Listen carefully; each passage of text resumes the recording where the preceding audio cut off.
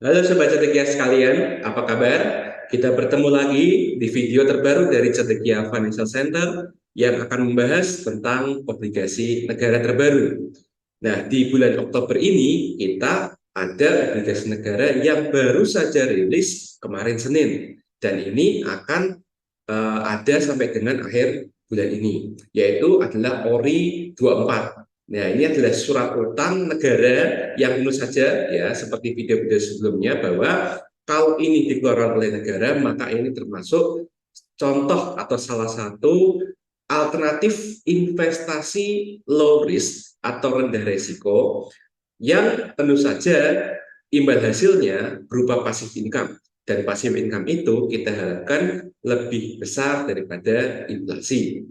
Nah, yuk kita bahas lagi salah satu jenis surat utang ini yaitu ORI 24 yang bisa kita beli mulai dari kemarin Senin sampai dengan akhir bulan ini. Oke, jadi kalau kita lihat di sini ya, ORI 24 itu ternyata punya dua jenis ya. Jadi jenis berdasarkan jatuh temponya. Di sini ada kata-kata ORI 24 strip T3 dan kemudian ORI 24 strip T6. Nah, maksudnya apa? Berarti ini maksudnya yaitu bahwa kita itu bisa membeli ORI 24 ini ya dan bisa memilih kita mau kontrak yang tenor itu 3 tahun atau 6 tahun.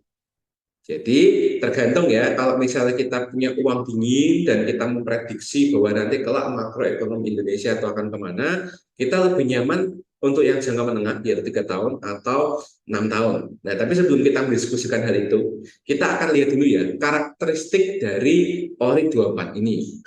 Nah, untuk karakteristiknya sendiri, ya itu sudah pernah dibahas di ORI 23 yang lalu ya, bahwa yang pertama itu berbentuk tanpa barangkat atau scriptless, dan pembelinya itu hanya warga negara Indonesia.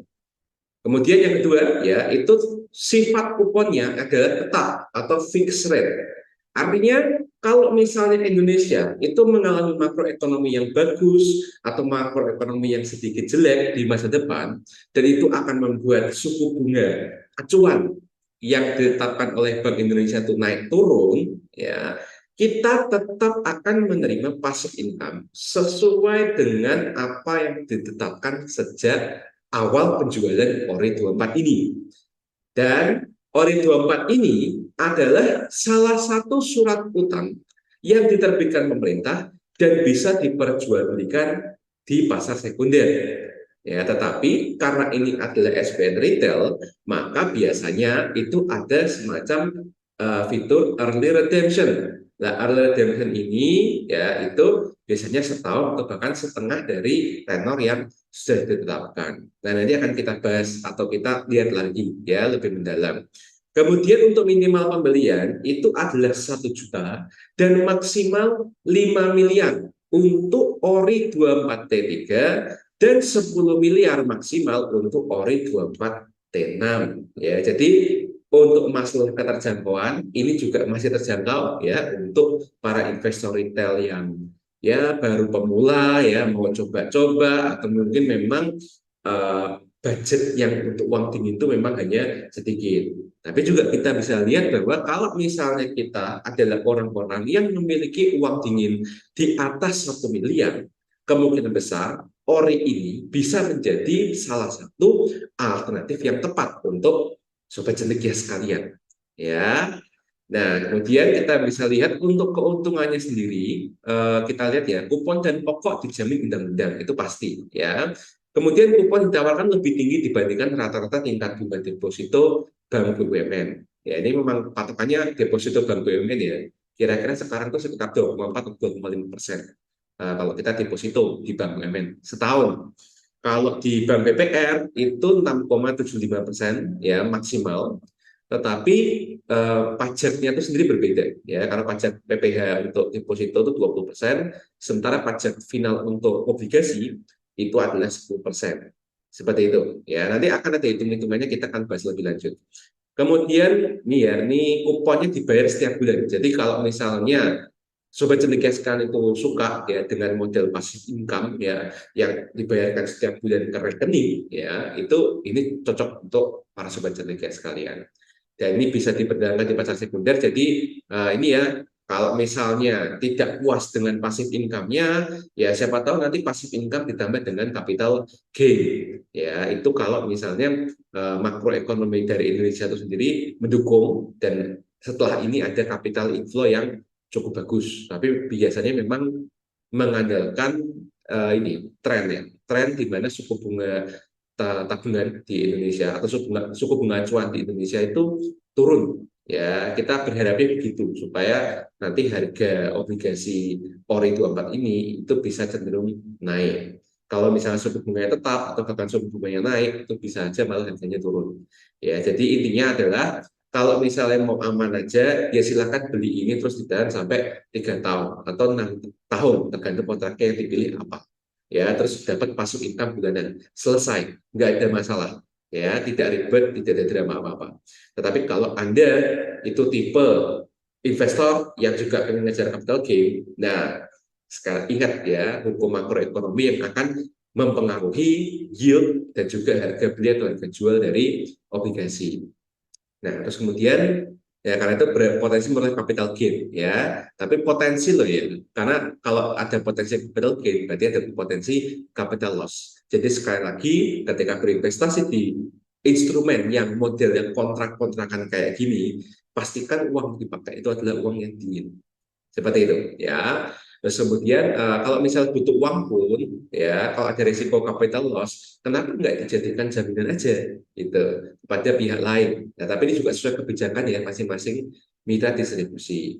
Nah, biasanya kalau Anda ya itu adalah orang yang sangat mementingkan fitur ini, itu kemungkinan besar itu lebih baik membelinya di agen-agen di bank-bank ya, di bank-bank besar seperti itu. Karena untuk terkait dengan fitur ini itu lebih menguntungkan kalau belinya di bank-bank seperti itu. Dan ini masyarakat terus serta mendukung pembiayaan pembangunan nasional. Ya ini gimmick lah ya. Nanti kita intinya tinggal berdoa saja supaya pemerintah setelah ini ya, presiden, wakil presiden dan menteri-menteri baru setelah ini memang menggunakan APBN yang didanai dari ORI ini untuk kepentingan pembangunan seperti itu ya. Nah ini ya masa penawarannya 9 Oktober yaitu kemarin ya, 2 hari yang lalu dari Senin kemarin sampai dengan 2 November 2023. Jadi masih ada sekitar 1 bulan kurang 20 hari lah, 20 harian ya. Ya terus kemudian minimum pesanan 1 juta ke 1 juta sudah tadi ya, sudah dijelaskan tadi.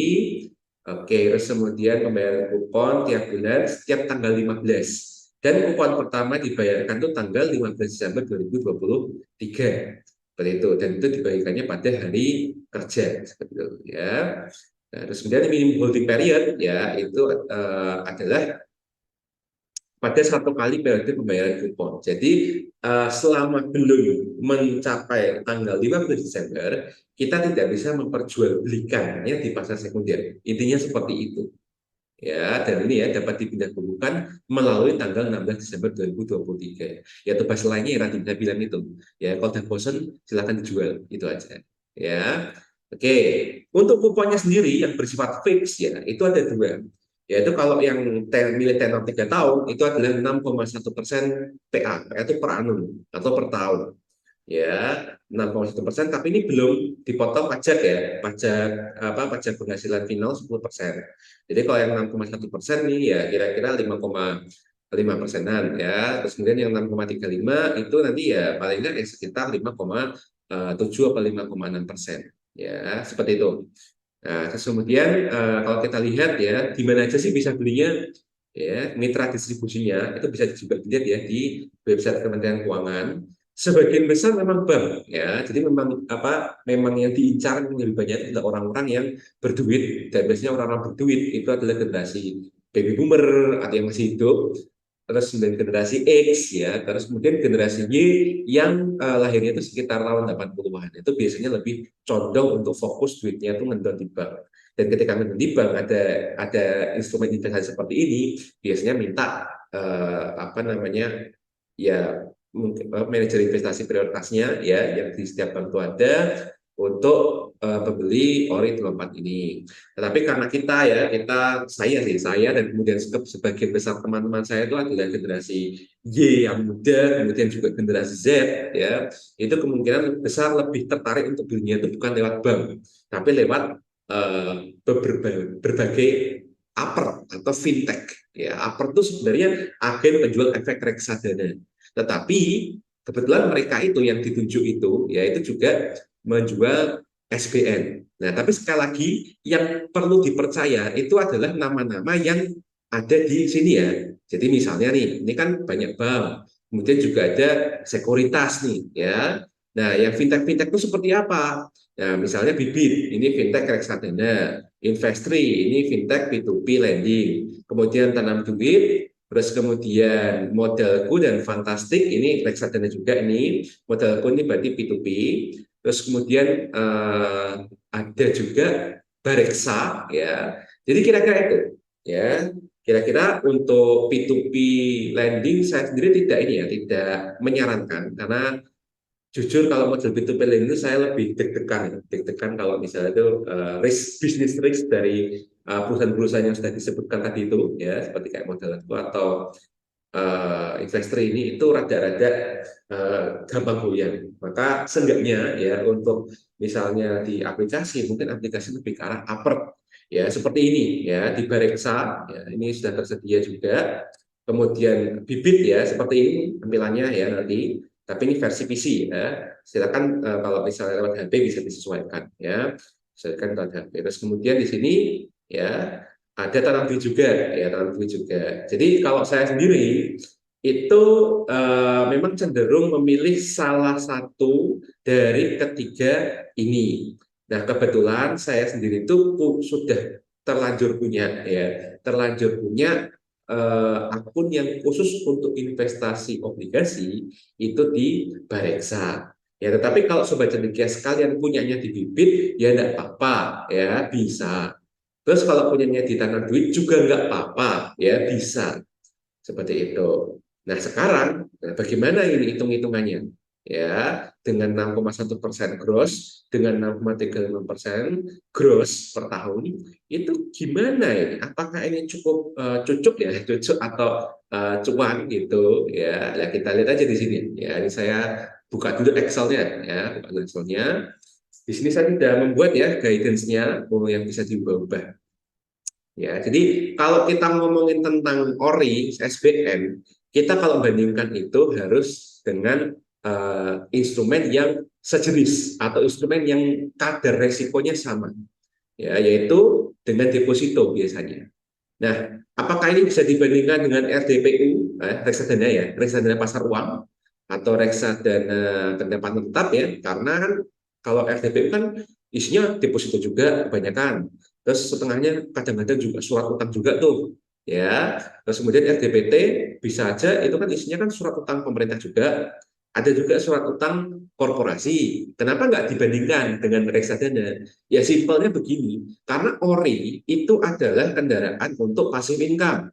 Ya, sementara yang namanya reksadana itu lebih diperuntukkan itu sebagai portfolio income, bukan passive income. Kenapa? Karena untuk kita bisa cuan, kita harus menjualnya. Ya, jadi apapun yang membutuhkan kita untuk pencet tombol jual untuk bisa merealisasikan keuntungan itu disebut sebagai portfolio income, bukan passive income. Ini adalah pendirian saya. Ya, seperti itu. Nah, sementara deposito itu jenisnya sama dengan ORI, yaitu apa? Sama-sama tekan kontrak. Bedanya kalau ORI tekan kontraknya dengan pemerintah melalui agen. Sementara kalau deposito kita tekan kontraknya dengan deposito. Dari segi jaminan, dua-duanya dijamin oleh undang-undang. Tapi yang satu undang-undangnya oleh negara sendiri, sementara deposito itu jaminannya dengan undang-undang yang dimanifestasikan oleh LPS, Lembaga Penjamin Simpanan. Ya, dan yang ketiga, ya tentu saja adalah bahwa ini di atas inflasi. Seperti itu. Ya, nah kita lihat di sini ya, kita perbandingkan empat hal, yaitu deposito bank BUMN secara rata-rata, kemudian deposito bank BPR, kemudian ori 24 yang tenor 3 tahun, dan ori 24 yang tenor 6 tahun. Di sini imbal hasil grossnya ya untuk deposito bank BUMN, terutama di sini itu rata-rata ya dari Bank BCA, Bank Mandiri, Bank BNI, sama tadi apa tadi? Bank BRI ya. BCA, Mandiri, BRI, BNI ya, empat bank besar ini ya, empat besar ini 2,65 kira-kira seperti itu. Terus kemudian untuk deposito bank BPR ini saya kasih rate yang istilahnya itu mentok, ya, mentok dengan penjaminan lembaga penjamin simpanan. Nah, sementara yang ori 24 tentang 3 tahun itu 6,1% dan ori 24 yang tentang 6 tahun itu 6,35%. Ini masih gross. Tetapi kalau kita ya sesuaikan dengan pajaknya ya, yaitu kalau deposito itu pajak penghasilan finalnya 20% dari bunganya, sementara kalau SBN atau obligasi pada umumnya itu pajaknya adalah 10% dari pendapatan kuponnya. Nah, kalau saya itu langsung saya netkan saja meskipun masih dalam bentuk persen. Ya, di sini kalau deposito bank BUMN itu netnya itu adalah 2,12%. Kalau deposito bank BPR itu netnya 5,4%. Kalau ori 24 yang tenor 3 tahun itu 5,49%. Dan ori 24 kalau tenor 6 tahun itu adalah 5,72%. Ya, seperti ini cara penghitungannya.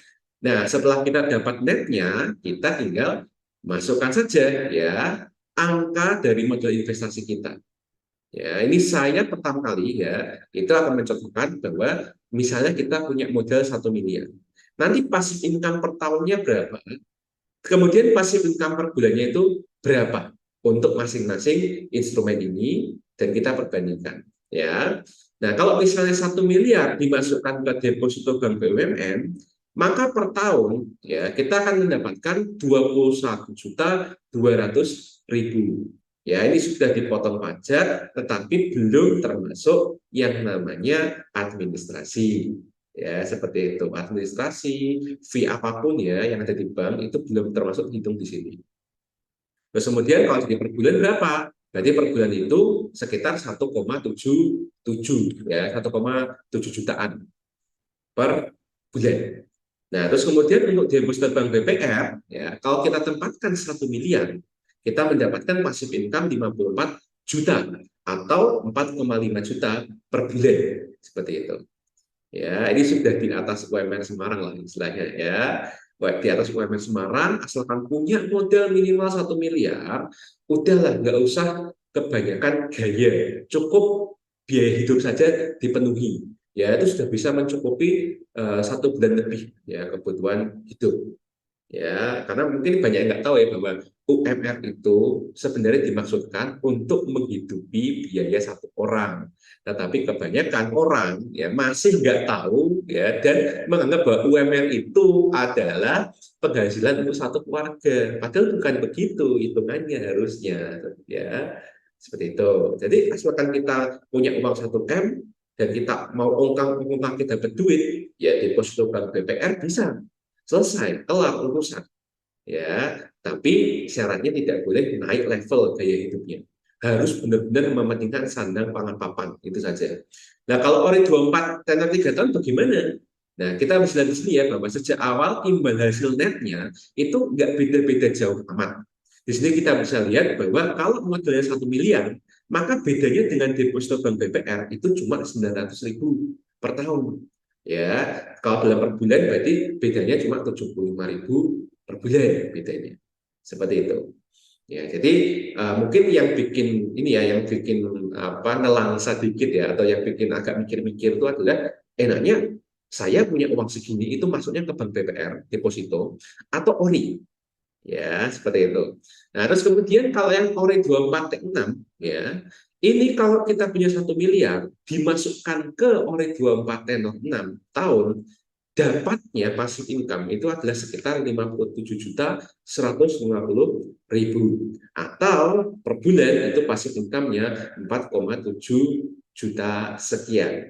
Jadi perbedaannya memang secara ini tidak terlalu jauh ya. Tapi untuk para orang-orang yang bisa dikatakan sebagai high net worth ya, high net worth individual, itu kan uangnya kan nggak cuma 1 miliar ya. Ya, biasanya mungkin uangnya seperti misalnya 5 miliar ya.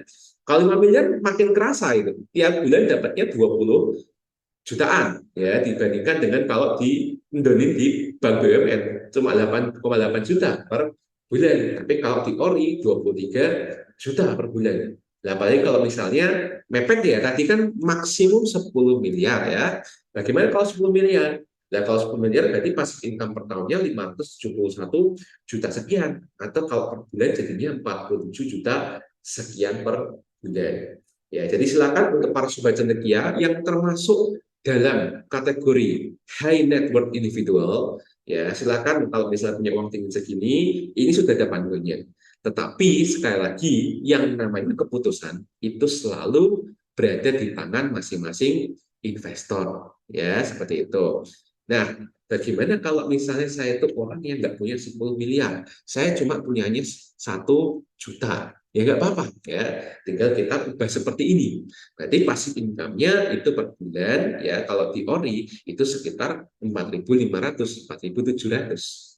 Ya, seperti itu. Nah, memang disarankan untuk model yang seperti ini karena ini itu adalah termasuk instrumen yang sangat aman karena dijamin oleh pemerintah, ya maka sebisa mungkin jangan mepet-mepet, seenggaknya 10 juta karena itu sudah mulai kerasa dalam artian itu tiap bulan itu dapat passive income itu puluhan ribu lah istilahnya seperti itu, ya sehingga dan ini ya kalau misalnya saya fokus ke yang 6 tahun aja ya, kalau misalnya ini fokusnya ke 6 tahun berarti kita bisa asumsikan ya bahwa ini kalau dikali 6 maka nanti totalnya itu adalah 3,4 juta sekian ya pasif income kita selama 6 tahun.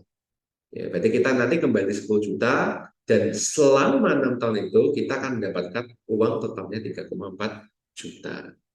Ya, jadi kira-kira seperti itu ya yang bisa saya bagikan yang terkait dengan peluang investasi yang low risk ya cenderung sangat aman karena dijamin pemerintah yaitu ORI 24. Nah, kira-kira bagaimana nih Sobat Cendekia? Apakah tertarik dengan investasi ini atau mungkin nggak puas ya atau mungkin mau tanya-tanya hal yang lain ya misalnya ya mungkin bukan tentang bank, mungkin bukan tentang surat utang tapi mungkin kesempatan investasi lain yang mau ditanyakan. Ya, nah silakan komentar di sini. Siapa tahu itu adalah investasi bodong. Ya, siapa tahu ya. Mungkin saya bisa juga membantu untuk mendeterminasi bahwa kira-kira kesempatan yang datang ke Anda itu adalah investasi yang bodong atau investasi yang benar-benar ya seperti itu. Baik, jika video ini dirasa bermanfaat, silakan like video ini. Jangan lupa juga subscribe channel ini dan juga follow dengan cara aktifkan notifikasi yang ada di layar HP Anda ya supaya nanti kalau ada info-info baru ataupun video-video baru dari Cendekia Financial Center ya Anda mendapatkan notifikasi terlebih dahulu. Ya, akhir kata terima kasih sudah menonton video ini. Saya izin untuk menutup video ini. Cerdas keuanganmu, merdeka finansial. Sampai jumpa.